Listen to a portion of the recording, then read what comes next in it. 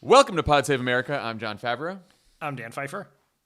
Exciting news. Adopt-A-State Georgia is here. Control of the U.S. Senate will come down to two runoff elections on January 5th. Jon Ossoff versus David Perdue and Raphael Warnock versus Kelly Loeffler. These will be tough races. But Joe Biden did beat Donald Trump in Georgia, so the votes are there. Help us find them at votesaveamerica.com/Georgia, where we'll send you all the information you need to volunteer and support organizers on the ground. As of this morning, I'm told that already 6,000 people have signed up to adopt Georgia. Go be one of them. votesaveamerica.com/Georgia. All right, let's get to the news. I want all of you to know that Dan titled this part of the outline "Coup Update." So a coup update you shall have. It has been nearly a week since every major media outlet in the country called the race for Joe Biden, and most world leaders have already reached out to congratulate him. The president-elect is on track to win 306 electoral votes. He's ahead by tens of thousands of votes in each of the closest battleground states, and he's on track to have the biggest popular vote margin of any challenger to an incumbent president since FDR beat Herbert Hoover. Election officials in both parties told the New York Times there has been zero evidence of fraud or other irregularities, and the Trump campaign legal team is now 0 for 12 in their post-election court cases. And yet, Donald Trump refuses to concede. One Republican close to the White House told the Daily Beast, quote, "It's like dealing with a lunatic on the subway. Everyone just kind of sits and stares ahead, pretends they can't hear him, and waits for him to eventually get off." A great quote, I will say. The brilliant Tanya Somanader at Crooked Media responded to that quote last night and said, yeah, the difference is we're all on the subway and he's driving it. We're stuck with him on the subway right now, which is true. Dan, what's going on here? Even if Trump is unlikely to ever actually concede, why hasn't he at least acknowledged the results and allowed the transition to begin? Because he is a small, sad, particularly stupid, petty person. Correct. Let's move on. It's like there's nothing surprising about what Trump is doing. We sort of knew he would do this because, as we know, he raised completely false fraud allegations and contested the results in the election he won in 2016. So how did we expect him to respond to an election he lost? Undermining the integrity and legitimacy of our elections is one of Trump's favorite things to do and has always been one of his favorite things to do. This is why, we're going to talk about how alarmed we should be. Whatever level of alarm people should have, I don't know why anyone is surprised. There is absolutely nothing surprising about what's happening right now. We heard of him as a political figure because he accused President Obama of being illegitimate. He accused Ted Cruz of cheating in the 2016 primaries in Iowa when Trump lost Iowa. He welcomed Russian interference in the 2016 election. He tried to cheat in that election, and then, as you said, when he won that election, he still said it was fraudulent. He still made up a complete conspiracy about undocumented immigrants voting. I mean, he does this all the time. He has done this throughout his entire career. His favorite thing to do. One of his favorite things to do is to challenge the legitimacy of elections, particularly elections that he loses, but sometimes ones he wins. Yes. I mean, I thought it was interesting this morning. Peter Alexander at NBC News said a top White House aide told him that Trump is, quote, very aware there is not a path to victory, but he believes the 72 million people who voted for him, quote, deserve a fight.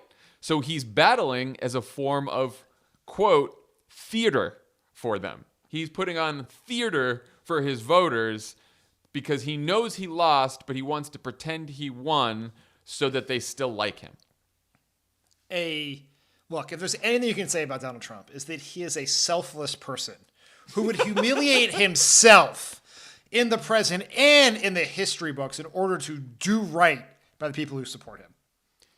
I mean, he is putting the country through hell in service of his own fragile ego, which is also the story of the entire last 4 years. It is the story of the pandemic. It is the story of the recession. It is the story of every single one of his policies. And now it is the story of him refusing to concede post-election. He refuses to acknowledge reality because his ego won't let him, and he doesn't want to go down in history as a loser, which he is, a loser. He lost. So I want to talk about the consequences of Trump refusing to concede. In the short term, obviously the transition becomes much harder for the Biden-Harris administration. In the long term, we can talk about this later, there is real damage to our democracy from half the country believing Trump's lies that the election was stolen from him, severe damage. But I think what's worrying people the most right now is the possibility that somehow Donald Trump could figure out a way to remain in office by overturning the results of the election through some combination of legal challenges, fraud investigations, the actions of Republican-controlled state legislatures, or the actions of Republicans in Congress. Let's start with, I want to get into both the legal strategy and then sort of the state legislatures thing. But Dan, why don't you talk about sort of your overall level of concern around 2020 ending with a coup? As we always say, my 2020 motto was worry about everything, panic about nothing. We've talked about it 1,000 times. The way the last week has gone has suggested that we're probably going to have to keep that edict in place for a while longer. Unfortunately. So I don't blame anyone for being worried about anything or this in particular, because for years people have said this cannot happen, and then it absolutely happens. Like Trump cannot win the 2016 election, and then he does. But when you dig into the process, it becomes very clear that it is nearly impossible for Trump to pull this off. The logistical, political, legal, mathematical hurdles to doing it are just so incredibly high that I think it's just important to put that in perspective, we should be concerned. Nothing is impossible. Nothing is impossible in the Trump era of politics, but some things are much closer to impossible than other things. And Trump stealing this election from Joe Biden and Kamala Harris is pretty damn close to impossible. I think it's most useful to focus not on what Trump wants to do, which is steal the election. Of course, he wants to do that, but what he's actually doing and how our institutions are currently responding. I think that is probably the best way to go here. So let's start with what can be very loosely defined as a legal strategy from the Trump campaign. Here's how Biden campaign legal advisor Bob Bauer described what the Trump folks are doing during a public briefing this week. The purpose of the briefing today is to put in perspective some of what you're reading and hearing about, which is noise, not really law, theatrics, not really lawsuits. Dan, why do you think Bob sounds so confident there?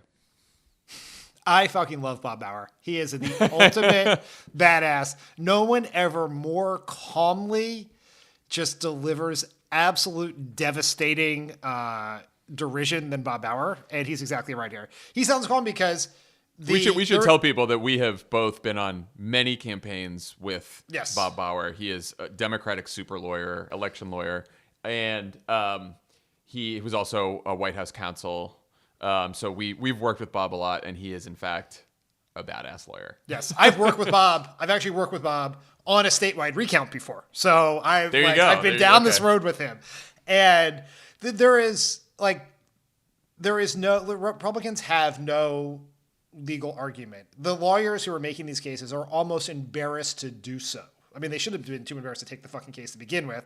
But as you said at the beginning of this, they are 0 for 12.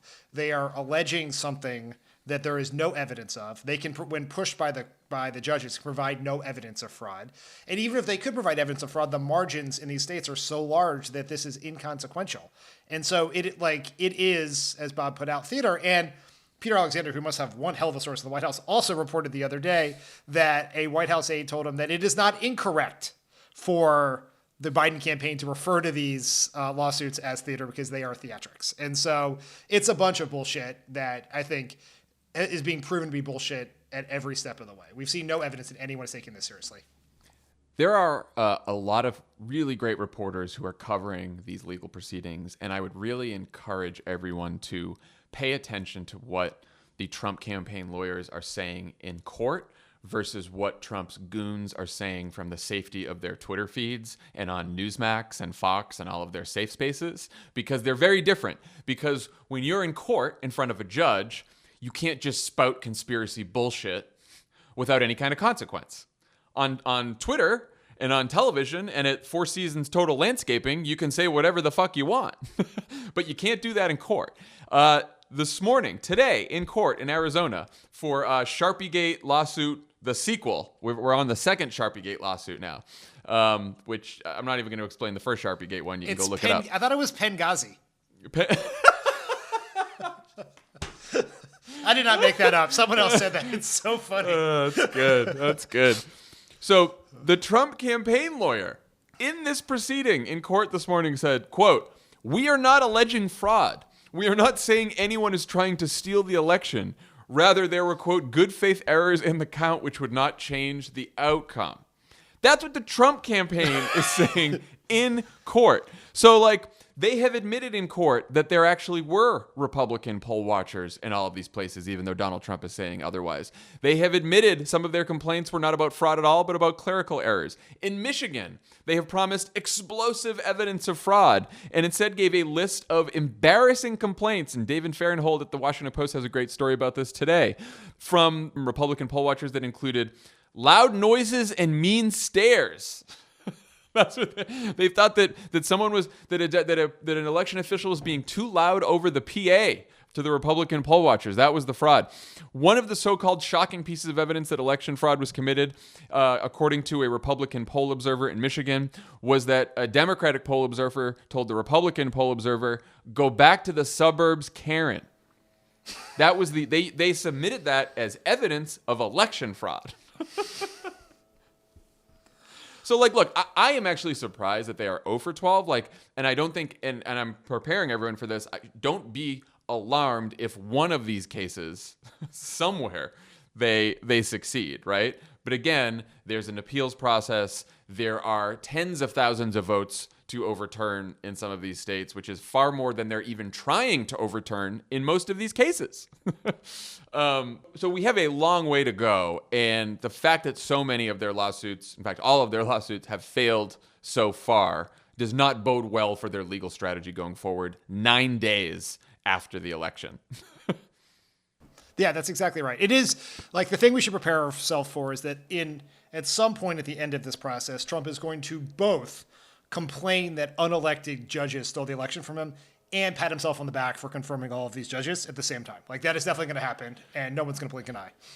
So the other big concern is this idea that was first reported by Barton Gilman in The Atlantic back in September, that Trump and his goons are pressuring Republican-controlled state legislatures in states that Biden won to overturn the popular vote and appoint their own slate of pro-Trump electors. Here's why I'm not losing sleep over this theory, and I know that a lot of you have read this because a lot of you have emailed me, and to you I'm saying people in my family, be friends of mine. I'm hearing this all over the place. Here's why I'm not losing sleep over this. Just so you all know, the Constitution gives state legislatures the authority to appoint its electors in a manner that the legislature directs. Okay? That's in the Constitution. Every state legislature in the country has already chosen that manner by passing a law that explicitly says the winner of the popular vote gets that state's electoral votes. In Pennsylvania, for example, the law says that the final vote count must be certified by the Secretary of State, and the final electors must be certified by the governor, both of whom are Democrats. The law that the state legislature passed does not provide a role for the state legislature in selecting electors, something that the Republican state Senate Majority Leader in Pennsylvania has now acknowledged multiple times. He said, there is not a role for us. Now, what if he goes crazy, changes his mind, and the Pennsylvania state legislature just breaks its own law and sends its own slate of Trump electors to Congress? And what if, for some insane reason, a court didn't immediately strike that down? Then what happens? Well, Democrats control the House, and a majority of senators have now recognized Biden as president. But if for some reason the House and Senate disagree, tie goes to the slate of electors sent by the governors, who again are Democrats in Wisconsin, Pennsylvania, and Michigan. This is not going to happen. This is very, very important, and people are very, very worried about this. And like I said, shaming people for being worried about crazy things happening in the Trump era is not the right way to handle this. No, of course, there's so much confusing information out there. There's Republicans lying every fucking day, and then there's this Atlantic article, which I contend was overwritten, that has really freaked everyone out. So I completely understand everyone's concern here. And I think the most important fact for all of these various scenarios is Joe Biden's victory was not close. He won by a lot. Like, put aside his 5 million vote popular vote margin. Put that aside for a second. He won 306 electoral votes once Georgia is called, which we're very confident will be 306 electoral votes. Let's just say hypothetically, because people are very focused on Pennsylvania, right? Pennsylvania is a place where this could possibly happen. Let's hypothetically say they pulled this off in Pennsylvania. The Republican leader in Pennsylvania, who has already said he does not want to do this and does not have the power to do so if he did want to do it. But let's say he did that, right? And then let's say somehow this case made its way to the Supreme Court and Pennsylvania was able to send its 20 Trump electors to the Electoral College, which is meeting by Zoom, right? So let's say they did that. If that were to happen, which is a tiny, like a million things have to happen for that to happen, Joe Biden still wins because he still has more than 270 electoral votes. Trump has to pull this off in 3 states. Let's say he pulled it off in Georgia and Pennsylvania. Joe Biden still wins, right? Like if we were, But again, the other big reason that everyone should feel calm here is that we have the House and Nancy Pelosi has a role in recognizing the slate of electors. And I know people are worried about the 269 tie scenario where each state delegation gets a vote in the House and there are more Republican delegations. I'm not talking about that. I'm talking about the fact that as Speaker of the House, Nancy Pelosi has a role, as does the Senate, in recognizing conflicting slates of electors if they're ever sent, if it got through the courts. Again, it has to get through all the courts to get to this point. But even if it did, the final role is still played by the Democratic-controlled House and the Senate. And so the worst case scenario ends in acting President Nancy Pelosi. If there is a completely crazy scenario and it is frozen, the worst case scenario is acting President Nancy Pelosi. Every other scenario is President Joe Biden. That's how this goes.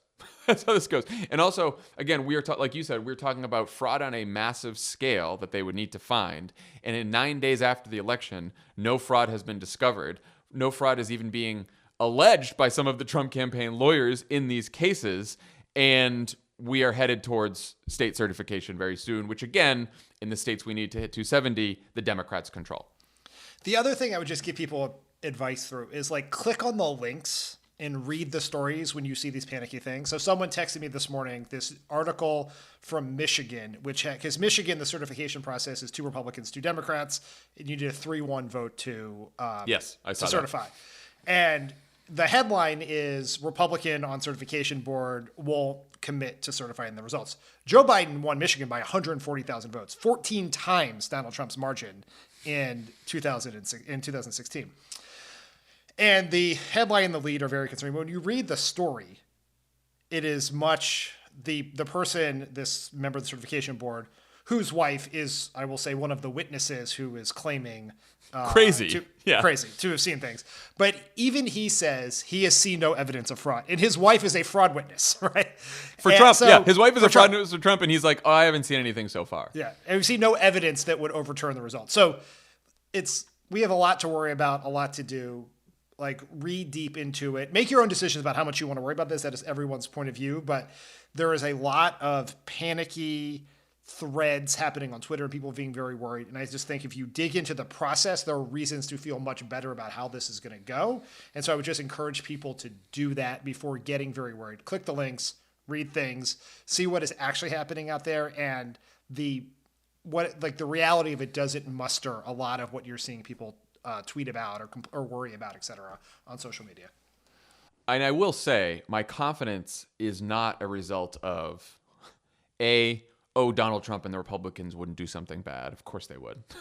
My confidence is also not a result of our institutions are so strong, I trust them implicitly. Though I will say, on the judicial side, 0-12 is a pretty good sign that the judiciary, even as stacked as it is with right-wing judges, is holding up so far.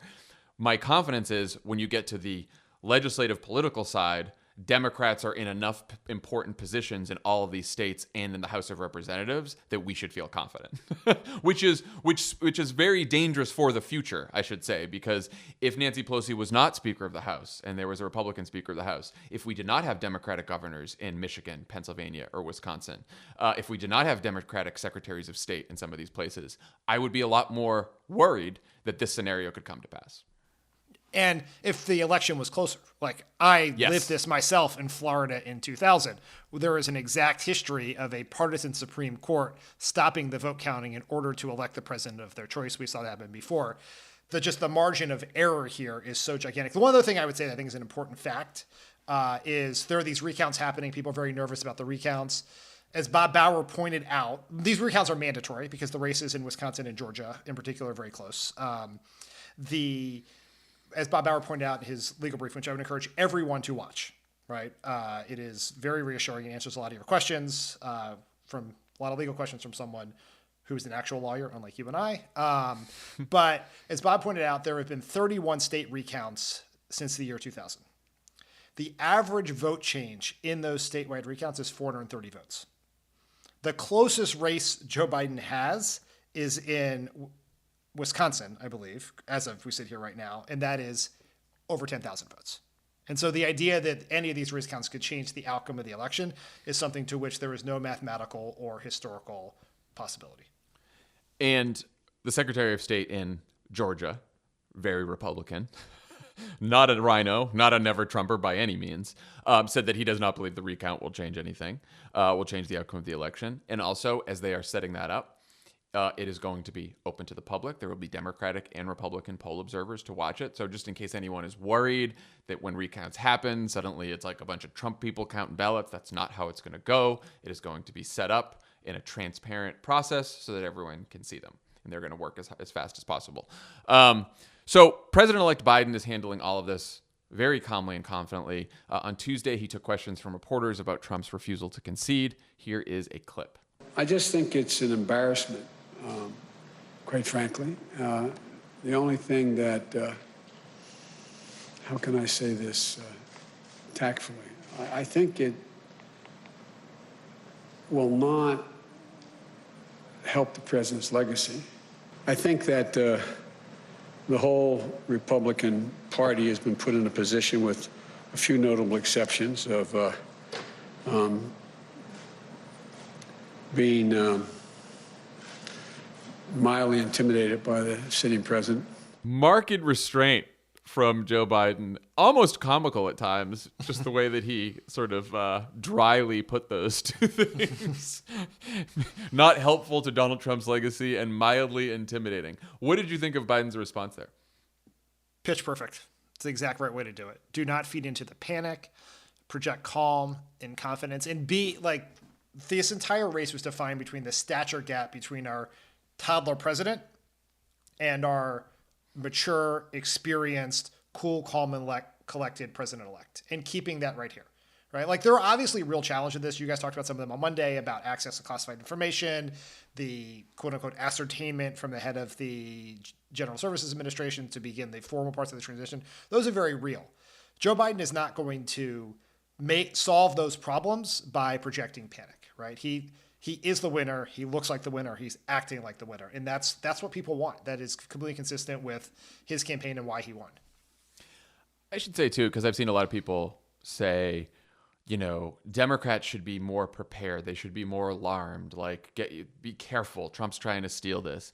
And, like, I think the question is, what does being more alarmed get you? What goal does it achieve, right? Like, I know everyone's worried, like, the Republican state legislature is going to send their own electors to Congress. Well, the law doesn't allow them to do that, right? Like, I can send a letter to Congress saying that I've received 270 electoral votes and should be the next president of the United States. Doesn't mean that Congress has to take it seriously, right? Like, if every single Republican state legislature decides to break the law, and every single judge in the land decides that Republican legislatures are allowed to break the law, and Donald Trump and the Republicans break every law in the country so that he stays in office, yes, then our option then is not to, like, find a loophole in the law to be like, gotcha. We were prepared and we made sure we figured out we stopped you in the nick of time. No, then we have to like flood the streets and protest. And that's the only option available. So like, it's not clear to me what Joe Biden being more alarmed, more panicked, or any of us being more alarmed would actually achieve at this point. Panic is never the solution to any problem. Right? It's not like, why aren't you panicking? You should never panic. That's the, well, there's a lot the of first like, thing they tell you to do in any crisis? Don't panic. There's a lot of like, don't be caught flat-footed. Like, no one's being caught flat-footed. The guy's trying to steal the election. Like, we all get that. But like, we have a legal strategy in place. We have lawyers beating them in court every day. We have Democratic governors in place. We have Nancy Pelosi in place. Like, there's nothing to change about our response right now. Like, what is happening, the way Trump is handling this, the way Republicans are going along with it, and we'll talk about this some more, I think, but is deeply disturbing and quite dangerous. Horrible. It unconscionable, unforgivable. Yeah. And it speaks for a very long road ahead for our country. When you have one of our two parties in our two-party system are willing to burn our institutions down for political power, that is deeply dangerous. The thing is, there is actually something productive we can do about that right now. And that is to win those two runoffs in Georgia and take control of the Senate and take all of Mitch McConnell's power away. That is that is a constructive response to what is happening here, where it could actually make a difference. And that, like, so it's like it's totally fair and reasonable to be anxious. We sort of thought this would all be over, and I don't know why we thought that, but Trump would just leave, it'd be done, we could move on. But we are in the 27th mile of this marathon, and the best place to channel our anxiety is into something that will actually help save our democracy, which is winning these Senate races. So one other disturbing story this week that may or may not have anything to do with Trump's refusal to concede was his complete purge of the civilian leadership at the Department of Defense. On Monday, Trump fired Secretary of Defense Mark Esper via tweet. He then replaced 3 of Esper's top deputies with 3 of his biggest goons, Kash Patel, Ezra Cohen-Watnick, and Anthony Tata, who has called President Obama a terrorist and called for John Brennan's execution. He's also installed a goon of his named Michael Ellis as general counsel at the NSA, the National Security Agency, and he's being pressured by his idiot son and a few others to fire the CIA director, Gina Haspel. So, why on earth is Trump purging all of the defense and national security people that he himself hired? No one knows for sure what. There are sort of two competing theories about what is happening. One is, and this is all from anonymous reporting from sort of national security reporters. One is that Trump so much wants to get out of Afghanistan sooner than the Pentagon wants that he is making all these changes. I am quite skeptical of that one. Donald the Dove. Yeah. I mean, that one has really taken hold among a lot of people, but it just doesn't, and these aren't the goons you'd send. These people, Ezra Cohen-Watnick, all these people are, Kash Patel, are conspiracy theorists to the nth degree. They make Richard Grenell look like a man with his feet firmly planted in reality. And so the alternative theory that some people have floated is it is about finding ways to declassify a bunch of intelligence that would somehow undermine the idea that Putin helped Trump in 2016. Which seems very possible to me. Very possible. Very that we logical. know Trump is completely obsessed with that.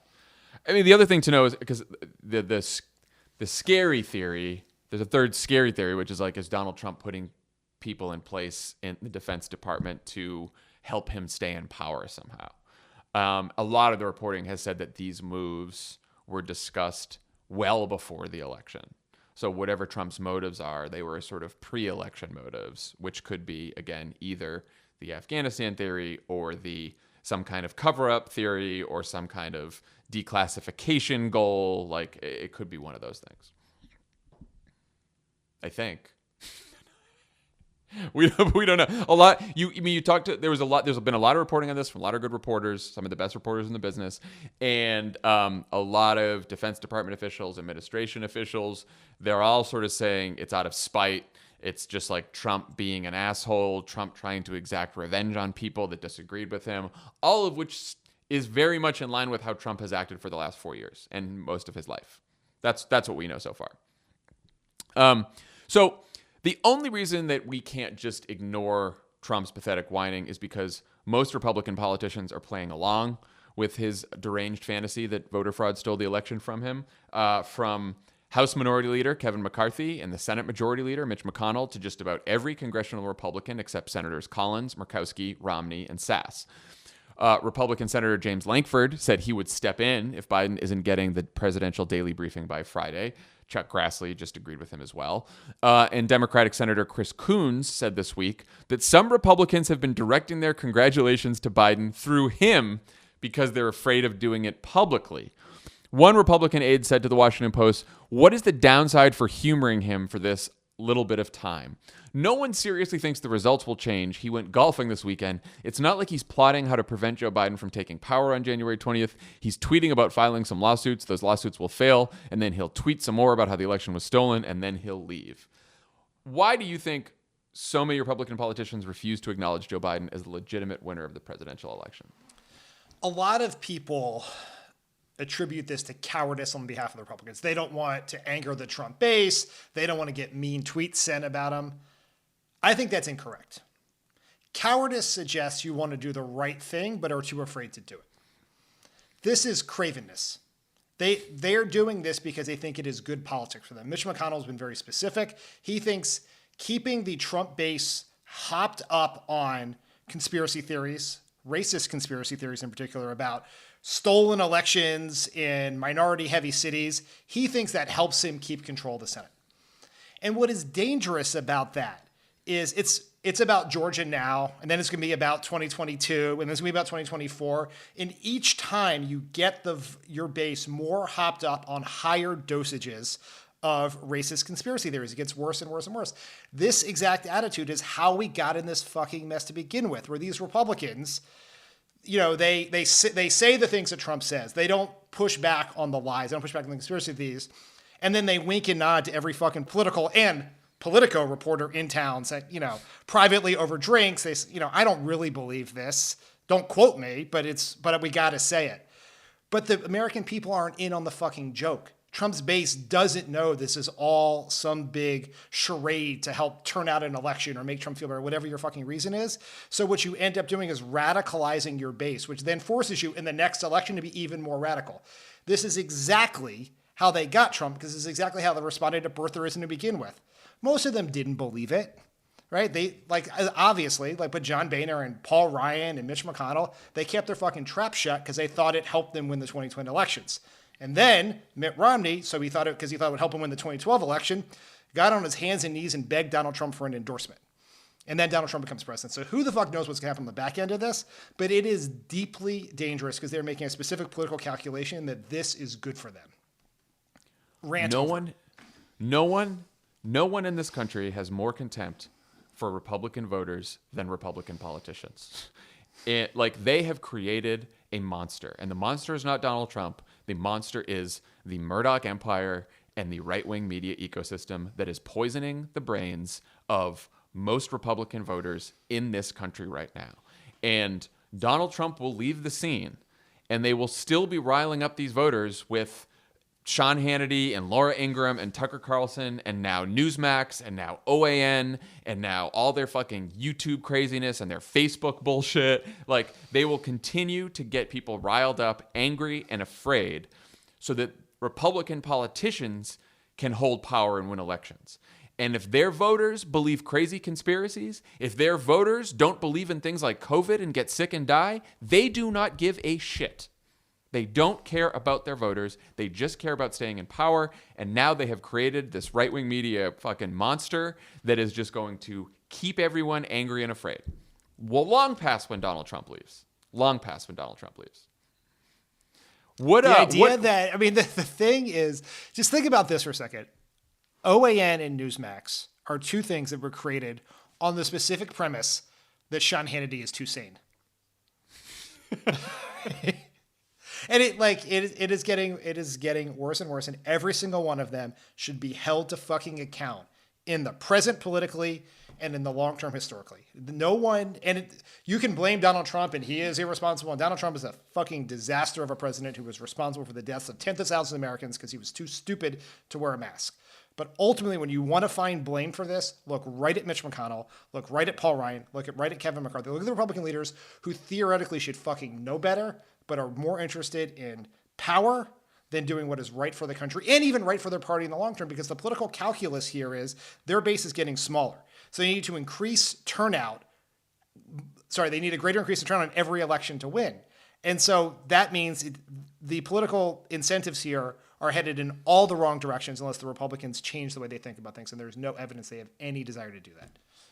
And I would say that if you are a Democrat trying to figure out how we do even better next time, how we expand our majority, how we save the House, how we flip the Senate, it doesn't matter what kind of Democrat you are, whether you're a progressive, democratic, socialist, centrist, moderate, somewhere in the middle of the party, if your analysis does not begin with the fact that we face a very dangerous right-wing media ecosystem that is poisoning people's minds on a daily basis, then you're doing it wrong.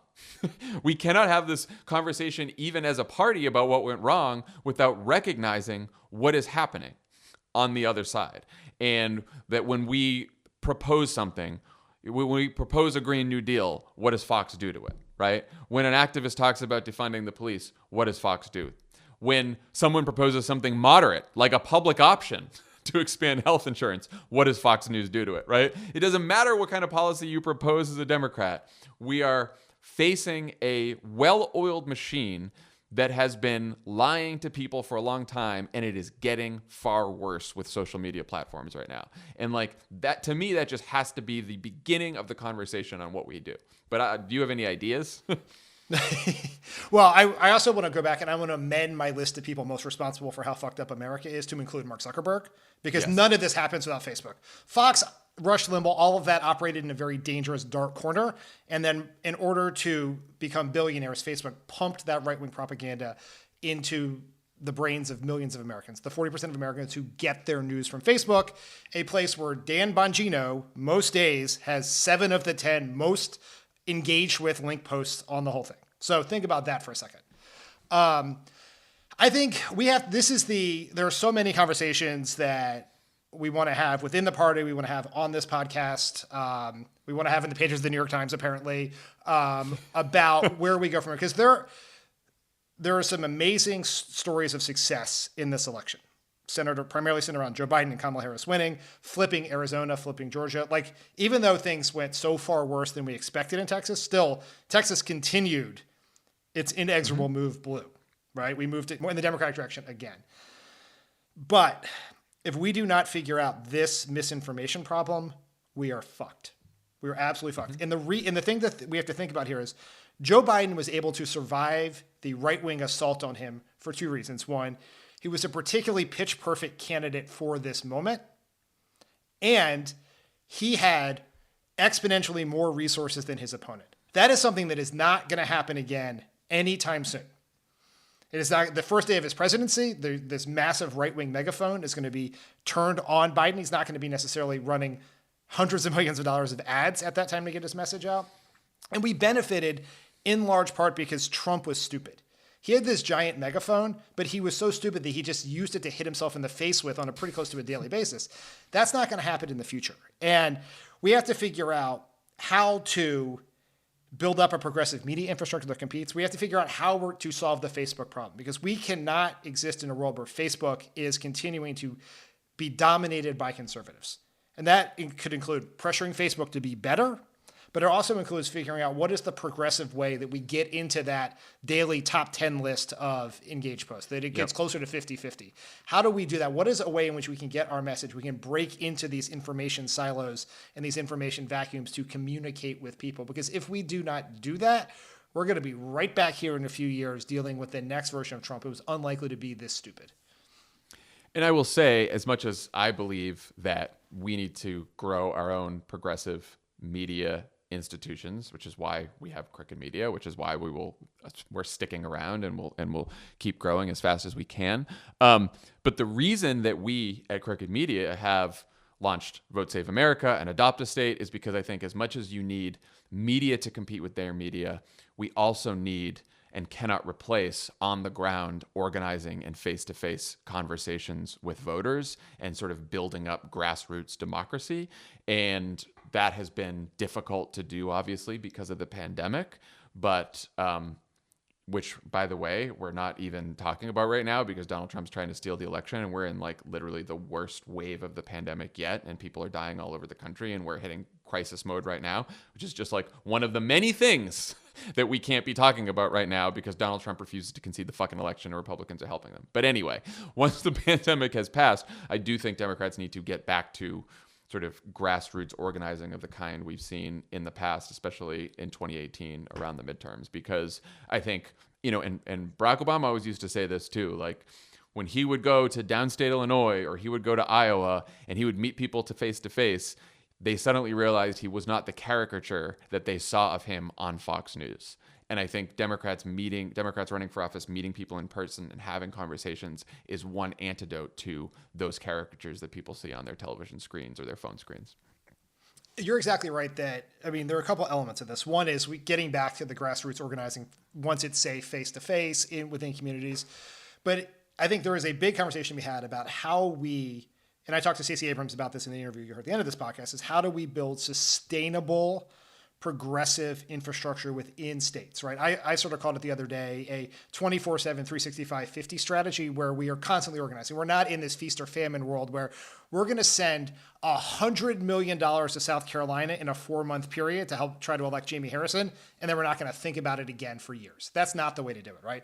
What Stacey Abrams and LaTosha Brown and so many other people did in Georgia over a significant period of time is how you do that, right? Some of that work is happening in Texas. Beto's been doing that for several years now, but we have to do that everywhere. On the misinformation front, we are not going to solve the Facebook problem or build up a megaphone anywhere near the size of the Republicans anytime soon. And the one thing we have to do in this thing is, I've been yelling to you about in every forum for years, is we have to find ways to empower our activists to be amplifiers of our message. How do we allow them to communicate, to be online message organizers within their networks, right? Everyone is walking around with this phone in their pocket with on average hundreds of contacts, whether that is in their contact list or Facebook or whatever it is. How do we do that as a party? Because like the Republican message operation is top down. It is Trump to Fox News to the base, right? And ours has to be bottom up, right? And we have to give the message to people and have them push it forward. That is the only way we're going to compete in the short term. And that's one thing that I hope we all have very serious conversations about how to build the tools, how to build the infrastructure to make that happen, because I think that is the only way we're going to compete. Because we have Georgia in January, we have gubernatorial elections in 2019, we have perhaps the most consequential congressional races for a very long time in 2022. And so there is a lot of work to do to take the lessons, good and bad, from this past election. Well, everyone, go to votesaveamerica.com/Georgia, adopt Georgia, and let's get to work. Bye, guys. Don't miss this week's Pod Save the World, where Tommy and Ben talk about how world leaders reacted to Joe Biden's victory and why British Prime Minister Boris Johnson is a shape-shifting creep, which is what Tommy called him, which is now a hashtag that's just been trending on Twitter. Tommy caused an international incident, which we love. We love crooked media causing international incidents. Ben also talked with a former Mexican ambassador to the United States about what the election is going to mean for one of America's most important diplomatic relationships. So check that out.